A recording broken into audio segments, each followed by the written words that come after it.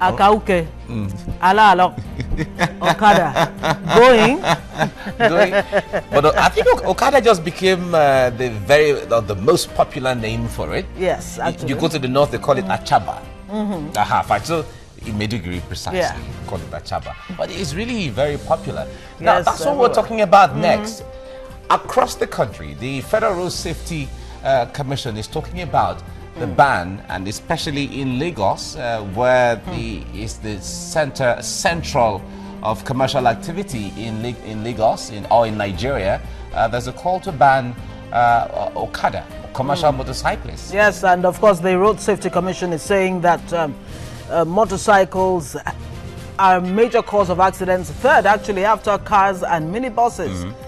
If you go to Igbobi and the rest of them, so many patients there are there because of Okada, commercial motorcycles. So is there enough reason really to ban these vehicles that have become some kind of stopgap, temporary measure, both for the riders and of course the people who have to use them? But for some reason it's become a permanent feature in our lives. And there is even the question of, if you ban that now, what becomes of the rider? And what are the alternatives? Are there any alternatives? We'll certainly look at all of those.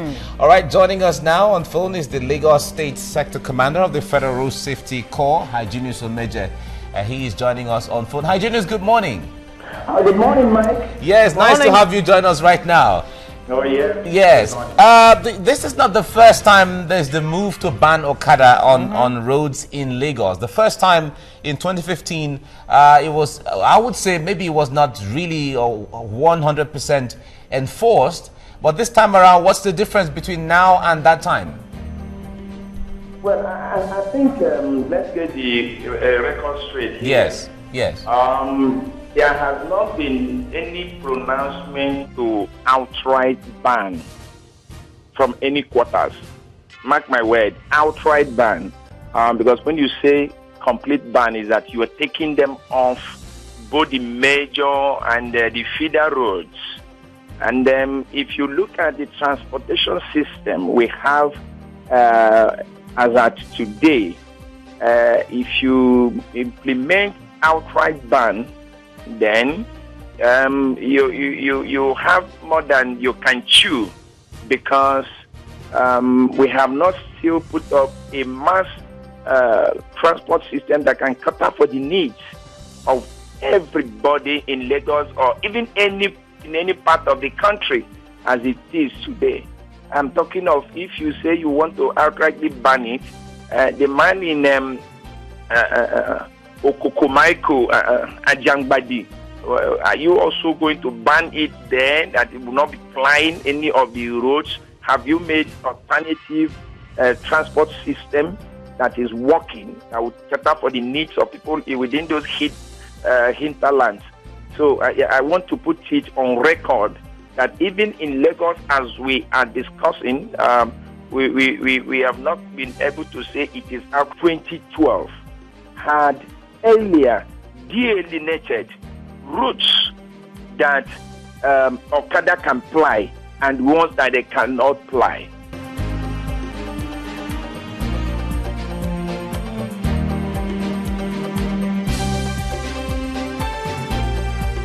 All right, you're welcome back. We have Hyginus Omeje, the Lagos State Sector Commander of the Federal Road Safety Corps, speaking to us about the, supposed call, let me put it that way, of the FRSC to ban Okadas, or of course, the better known as commercial motorcyclists all across the country. But Hyginus Omeje has just said, no, there's no outright ban yet. So, Mr. Omeje, thanks for remaining with us. Now that you say that the Road Safety Commission is not really carrying out any outright ban, exactly where does the FRSC stand right now as far as the commercial motorcyclists or motorcycles are concerned across the country? Well, our position is that as much as the commercial motorcycle, the use of commercial motorcycles as a means of transportation has come as a child of necessity to Nigerians and Nigerians. We need to ensure that in riding on it, then the safety standards are maintained. And to that effect, before we went on that short break, I was telling you that even in Lagos here and other parts of the country, Calabar and other states that have been that have had the political will to really come up and say, look, we are restricting them outrightly on major roads. You discover that the word has always been restriction on the major highways and major roads within the city center, while still allowing them to ride within the feeder roads. But within the context of that they are riding, we insist that some safety precautionary measures be maintained. For example, that the rider and his pillion must have a safety helmet on. And that the rider must not carry more than one passenger. What we are seeing today is a situation where you can see about 6 children being carried by one motorcycle rider to school, or more, as the case may be. You see a mother even on a bike backing a baby, and then the other one on the tank. These are the hazards that we are saying we must not watch and see them perpetrating, because it is compromising on the lives of the passengers. So who is to blame for that? Is it not a failure of authority to actually ensure that some of these infractions don't happen? I mean, with the footage we have there, visuals, none of these Okada riders have a helmet on, neither of the, none of their passengers and all of that. But I know there was a time when it was compulsory for them to use it. So who's to blame? Well, you won't even say that there was a time. It is still, even as we speak, that it is still a legal requirement that they should put it.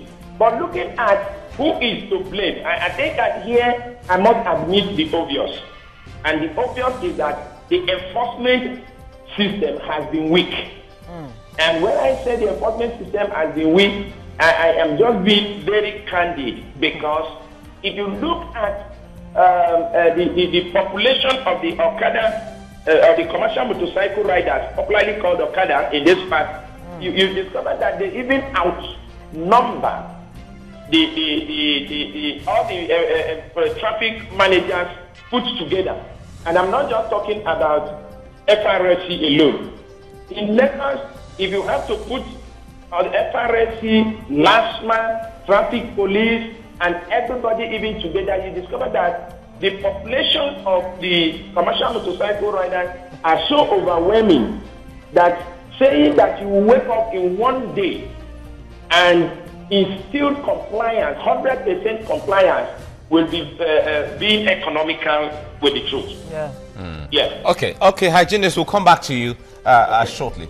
Now, you want to escape traffic and get to your destination on time, but you have the commercial motorcycles, popularly known as Okada, we've been talking about in Nigeria, to your rescue every time. But if the recommendation of the Federal Road Safety Corps, FRSC, pulls through, the movement of Okada on roads may soon be banned. And FRSC is proposing a nationwide ban, yes, of course, you already heard that, of motorcycles as a way of reducing road accidents. Already, commercial motorcycles are banned from plying major routes in some cities and towns, including Abuja and state capitals across the country. The FRSC Lagos Sector Commander just said, well, the word is restriction. Well, I'm going to ask him when we come back on this, but let's still give it. Now, despite the fact that they get people to their destination on time, Okada riders have been criticized for flouting traffic rules, driving against the traffic, disregarding traffic law, among others. Now, some commercial motorcyclists have also been linked to operations of armed robbers, kidnappers, and other criminals in several parts of the country. As a matter of fact, some people see them as a law unto themselves. FRSC's October road traffic crash, that's the RTC report of 2016, shows that 230 cases, or 18% of a total of 1,259 vehicles involved in accidents within a month were commercial motorcycles. According to the report, motorcycle accidents ranked third after cars, which accounted for 457 cases, or 36%, followed by minibuses with 243, or 19% of the total. But of course, the fact remains that cars still lead to more fatalities on the roads than the commercial motorcycles. But let me ask you, Hyginus Omeje, the issue of training, is there any kind of training for this Okada or commercial motorcycle riders at all? Well, I must be honest with you. It is yes, but I wouldn't want to use the word training, because when you say training, you are looking at having them in a formatted classroom, more stratified method of training. What we have been able to achieve is working with their union to provide enlightenment on the dangers of riding hazardously as they are doing right away. And that is using the union to have a motor park sensitization campaign. It is very, very difficult for you to say, I am going to a hotel and I have booked for a hall, and I want to get all the Okada riders within the vicinity to come and sit down with you for 1 hour, 2 hours, or a day or two more intensified training. It has not been practicable, so to say, to get them in that form. And that is because of their unregulated way of operation. Even in Lagos, where we have two government-recognized associations, the MOAs and the ACOMORAS, you still find out that there are about 1,001 others who do not even belong to any of these associations. All right, Hyginus. Those ones is a problem. Hyginus, we don't have all the time, but let me ask you categorically so you can let us know, what do you really want to do with Okada riders right now? You talked about restriction. Is it an enforcement, or what do you want to do now? As it is today in Lagos, there is a committee already. There is an enforcement committee already that is articulated, headed by the CP. There's a task force, all the security agencies, the interagency enforcement team being put together with the Commissioner of Police as the chairman. We are working out modalities that will see us go back to what we had in 2012, 2013 and 14, up to 2015, before we lost the grip again in Lagos, of restricting them. I keep on using it, restricting them from using the major roads in Lagos, which has already been highlighted in the Lagos State Traffic Law 2012. It's going to be an interagency enforcement team. If you cannot use the word task force, but we don't always like to use that word task force because of the so many misconceptions that have always been around it. So this is an interagency enforcement team that is going to go in a phased approach, starting with Ikeja, Victoria Airlines,